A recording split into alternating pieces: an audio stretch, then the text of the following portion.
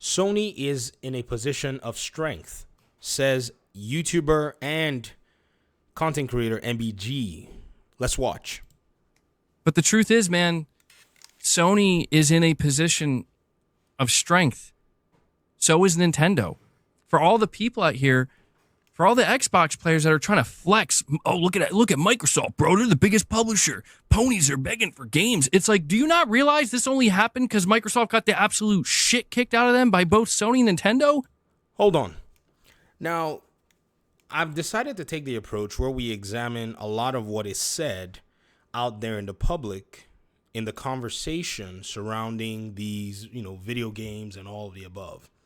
There's a reason I decided to do that, because I'm curious as to where a lot of the ideas that are shared out there, where they come from and what they're guided by. So when we take a look at them, what we're going to do is we're then going to go look at available resources, sources, conversations, leaks, perceptions that are coming from internal sides and also the external, and kind of compare them to see if it's actually the case. Now, when he says, and the truth is, Sony is in a position of strength, I ask him and say, according to whom? Because I could say Manchester United is in a position of strength. I could say Manchester City is in a position of strength. I could say Liverpool is in a position of strength. I could say whatever the heck I want. But according to whom and why would I go ahead and say that? Now, this is a very good way to go ahead and analyze things, right? It's good for us to be able to understand where we're getting our conclusions from and how we came about them. But here's the problem I see with that. MBG's position is in contrast to what PlayStation thinks. Let me show you. 2023. Insomniac unfortunately gets hacked. A ransomware attack that led to a trench of documents leaking from PlayStation developer Insomniac detailing upcoming projects. Included in the files were slides from an internal PlayStation presentation revealing the firm's true thoughts about Xbox's acquisition of Blizzard. Although they date back to the early days of the acquisition, Sony fears that Microsoft could leapfrog the firm via careful positioning of Call of Duty and other Activision franchises.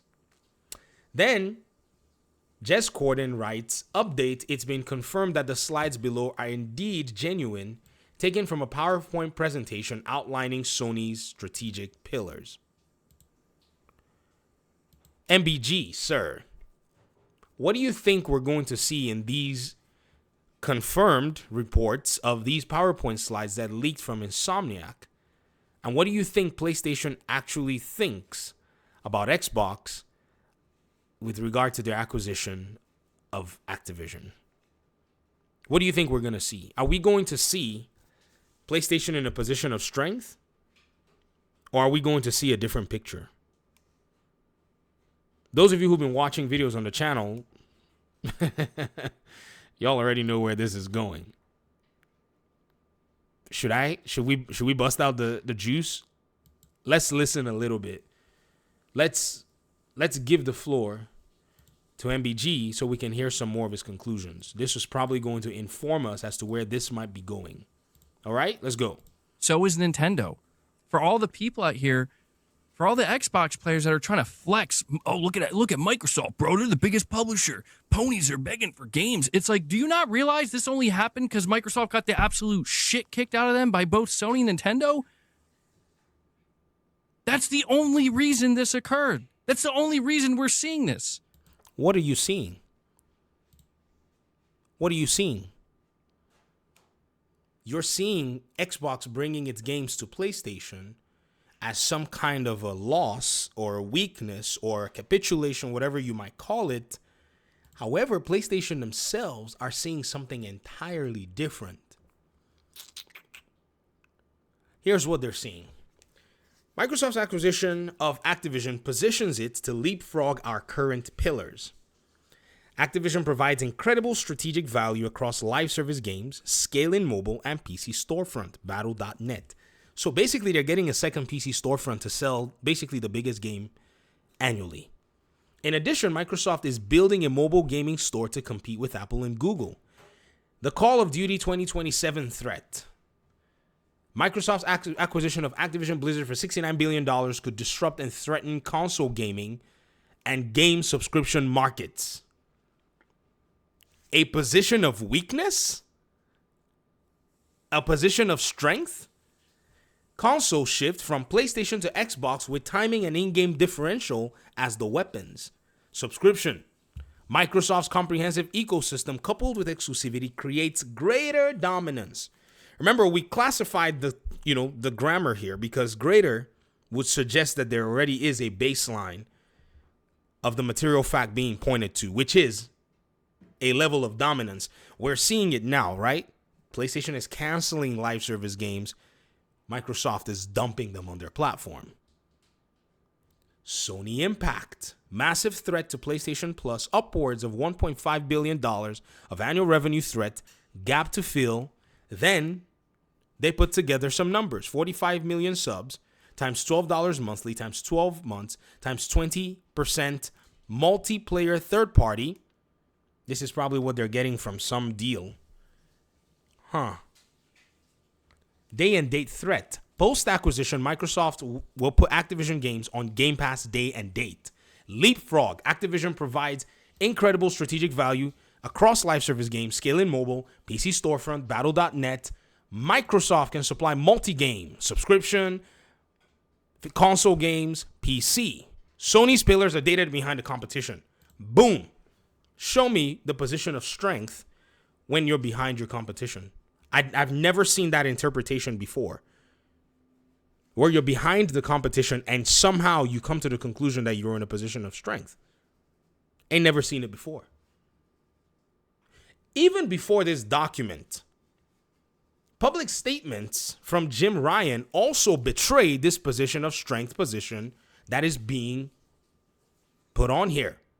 Even if you want to say, well, leaks, ABCD, you don't believe in leaks and all that, which is kind of insane, though, because they've been verified. You have a Marvel Spider-Man Brazil pirated build that came from the leak, a busted, still a work in progress. I don't say busted. A work in progress Wolverine build, and even sales data that corroborated what we already knew and had. You can still look at Jim Ryan's statements.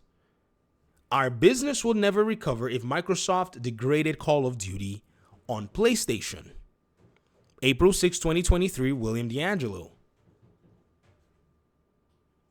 Did this gentleman really just tell me that PlayStation is in a position of strength when they have not yet replied to the Call of Duty threats, that even the closest to reply to the Call of Duty threat in that shooter category is still under scrutiny?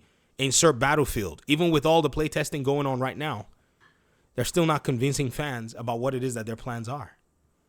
A position of strength? I've tried over and over to explain to people that Microsoft wanted to sell 200 million Xbox Ones. 200 million. They wanted to set a new record.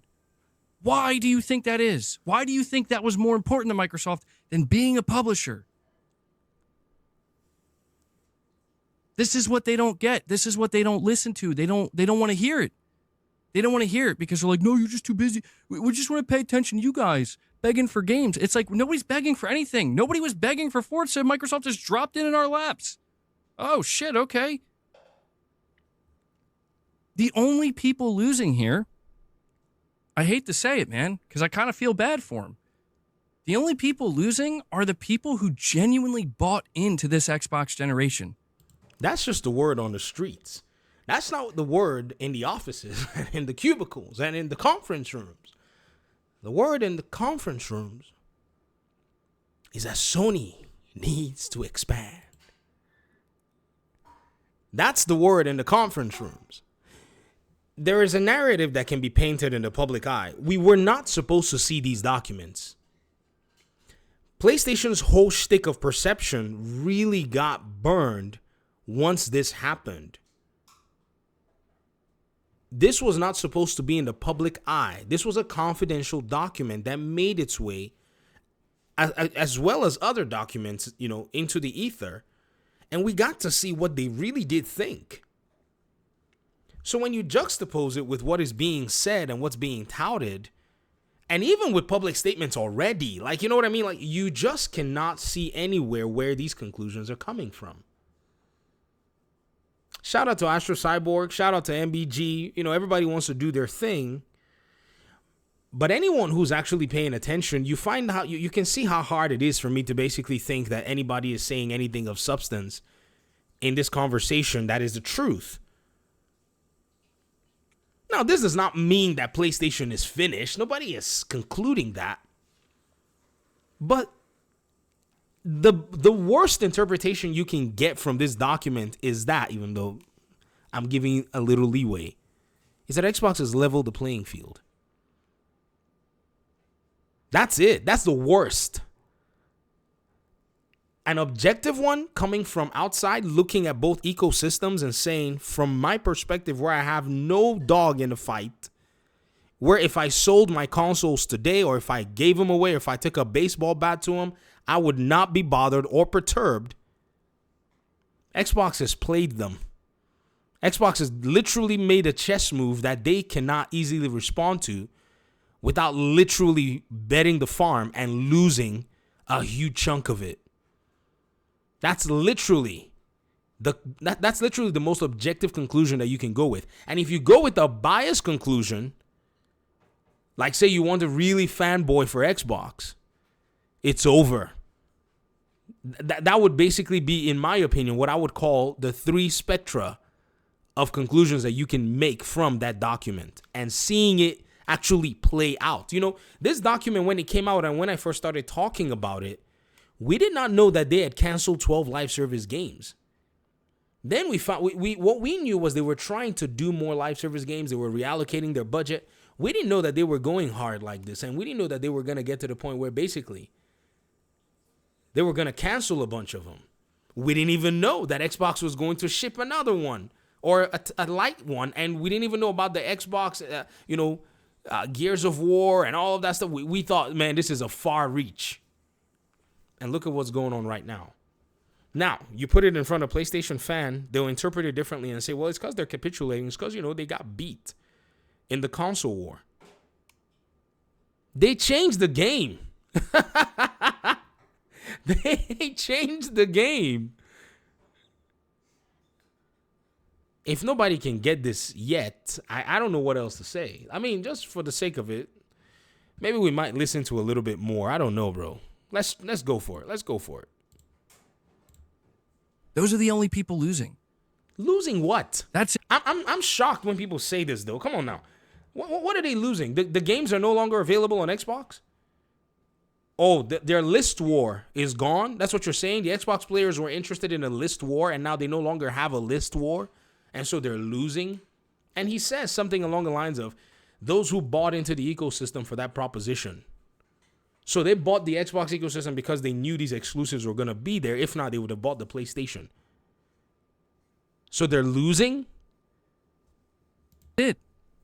And they're losing because they bought in on a completely different notion. Nobody at the beginning of this generation pre-ordered or bought an Xbox Series X or S thinking, I can't wait for Halo to go to PlayStation. I can say the exact same thing. Nobody bought the PlayStation 5 thinking, I can't wait for Spider-Man to go to PC. Am I right? Nobody bought it thinking, I can't wait for Lego Horizon Adventures to go to Nintendo Switch. Nobody bought the PlayStation platform thinking, man, I can't wait for... I went to a different state to buy a PS5, and I'm a PC gamer. That's how much I like PlayStation. I played Ghost of Tsushima the year that it came out. I played everything that PlayStation put out except The Last of Us Part 2. And I jumped right in. I bought that PS5. I played Miles Morales and everything. But I still, in my mind, had the inkling that, I was still going to basically have access to these games solely on the Xbox console. Even though I was making videos and looking at the market saying, I think there's a shift that needs to happen, I didn't fool myself into any expectations thinking it was going to happen so soon. Only for me to turn around and all of us will wake up in 2025 and almost the whole thing's on PC. So did I conclude, well, I'm losing? I didn't conclude that. What kind of conclusion is that? Other people get to play a game that I have access to, so I'm losing? What? Oh, maybe in the multitude of words, weird stuff is not too far. I can't wait to see Forza Horizon 5 launch on PS5. I can't wait for the next Fable to be day one on PS5 Pro. I didn't... Who would have thought that Lost Soul Aside was going to be day one on PC? Some people said, in all fairness, they knew. I didn't know that. That's not why they bought it. They bought it for the literal opposite reason. So those are the only people losing. I have a good friend who bought the Xbox One, and he's stuck with it. His favorite game, MLB The Show. His favorite game, MLB The Show. But he's stuck with the Xbox One. When it came to the PS5 generation, he bought a PS5 because he could play it on there. Good friend of mine. Then MLB The Show comes to Xbox, and then Game Pass. He never went around saying, I've lost. What kind of childishness is that? Ladies and gentlemen, okay. Do gaming commentators think so little of gamers that they would dare say something like this? Or do gamers think so little of themselves that they've given the impression that this is how they truly feel? This is very insulting. I cannot continue anymore. What the heck? The average gaming demographic is like 35 years old. A 35-year-old will think I'm losing because another person is playing a game that they have access to? All right, this thing done gone way too far. I'm sorry, man. Have a good day. Peace.